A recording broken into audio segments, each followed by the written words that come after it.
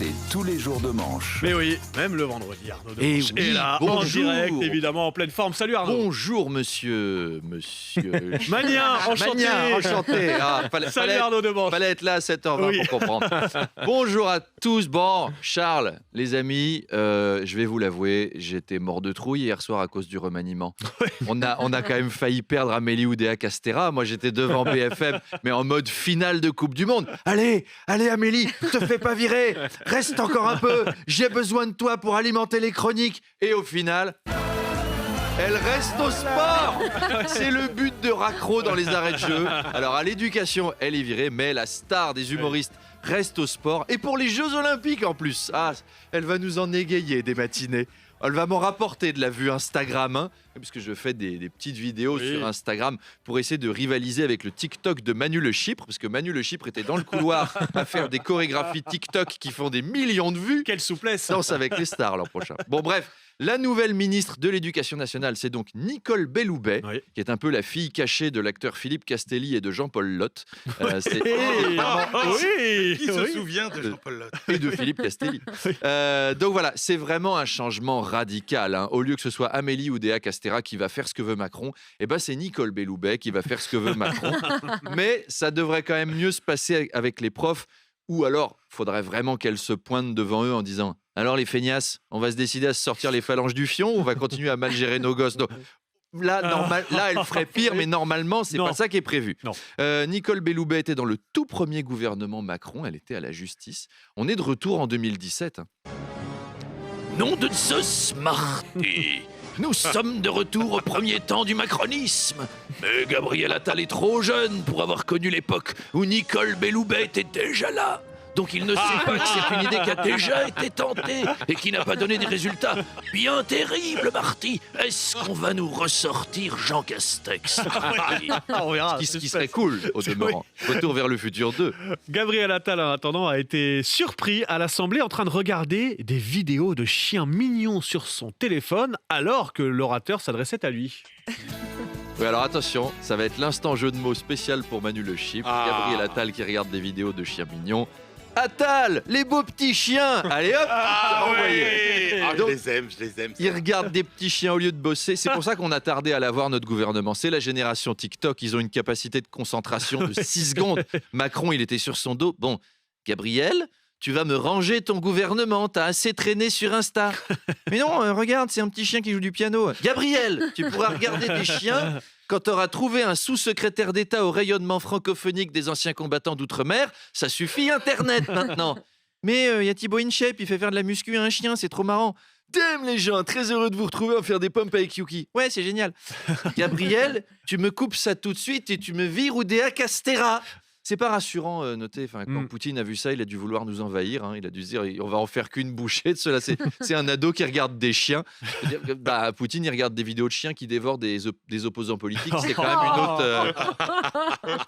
C'est là on voit qu'on fait rien comme tout le monde en France. Hein. Dans n'importe quel autre pays, quand tu as 2 politiques, un de 34 ans et un sénateur de 87 ans. On pourrait croire que celui qui fait des sextapes, c'est celui de 34 ans et celui qui regarde des chiens mignons, c'est le vieux de 87 balais. Eh ben non, chez nous, c'est l'inverse. Oui, c'est l'esprit français. C'est l'esprit français, c'est l'exception culturelle. Ouais. Le gouvernement qui a lancé une campagne d'affichage. Hein. L'important, c'est de télétravailler, un slogan qui s'affiche dans les transports d'Île-de-France pour nous inciter à ne pas prendre les transports pendant les Jeux Olympiques. Oui, c'est-à-dire que notre État a quand même osé faire une campagne. Barrez-vous les habitants, on n'est pas prêts.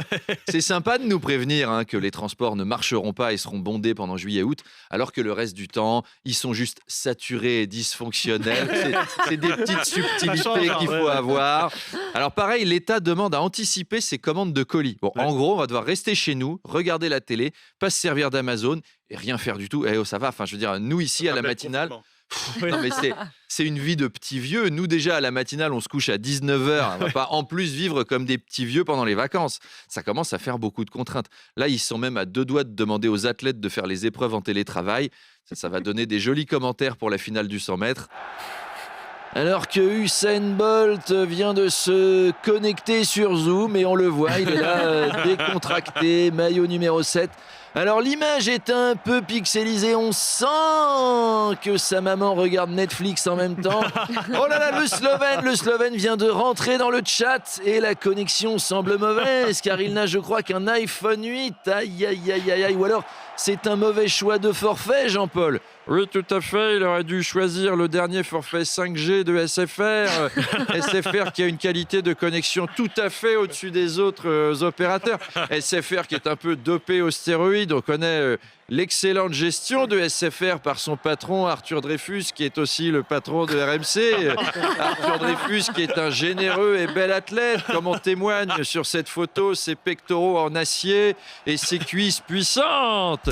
Et c'est parti. Alors les athlètes s'élancent, mais c'est pas facile de courir chacun chez soi en se filmant avec un ordi et en transportant une ring light. Avec un geste audacieux de l'Américain qui met un filtre petit chien. Oh bah ça va plaire à Gabriel Attal, parce que les jeux restent français avant tout. Bon, sur ce, je vous laisse. Moi aussi, je dois courir. J'ai un train pour Reims, parce que ce soir, je rencontre nos auditeurs champenois pour le spectacle, donc je vais prendre un petit bain dans une piscine de champagne, en pensant à vous, les amis. Passez un bon week-end et à bientôt. Et à 7h27, il est là, Arnaud Demanche. Oui, bonjour. L'invité à 8h30, l'invité de Naïla Latrousse sur RMC et BFM TV, ce sera le préfet de police de Paris, Laurent Nunez. Oui, ce matin. Toujours escorté, ouais. Ce matin, on parle police, monsieur. Monsieur, qui êtes-vous, monsieur? Je devais parler à Madame de Malherbe. Je me retrouve à faire ma chronique devant je sais pas qui. Ah, on a des intervenants qui sont d'une politesse exemplaire. Donc, ce matin, je vous ai mis un peu de rap, Charles, puisque c'est votre nom, vous qui êtes amateur de gros sons. On parle police. Alors, on a appris que les policiers qui assureront la sécurité des Jeux Olympiques auront une prime de 1 900 €. Et qu'avec ces 1 900 €, ils vont pouvoir s'offrir une très belle place pour les qualifications juniors en aviron par équipe de 8 en eau semi-profonde maxi polluée avec rame en bois et barque en mousse. Qualification entre le Turkménistan et Djibouti. Ils vont être gâtés. Toutefois, comme les policiers ne semblent pas assez nombreux, on le rappelle, l'État a fait appel à des volontaires retraités pour assurer la sécurité, qui vont être là. Halte, c'est la maréchaussée. Après, il y a des vieux, ils sont costauds en technique de défense. Moi, j'ai une vieille tante. Tu viens lécher la cuillère en bois pendant qu'elle fait un gâteau, elle te retourne un revers slicé au rouleau à pâtisserie. Donc si Daesh débarque, il va y avoir des mawashigeri à la béquille, des lancers de prothèses de jambes.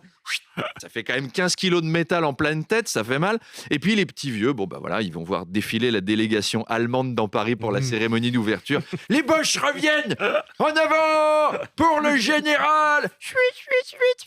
En fauteuil roulant, t'imagines, tu les fous aux commentaires, ça va être beau aussi. Commentaires du 100 mètres. Oh là là, très bon départ du Roumain, Tipul, ras du cou.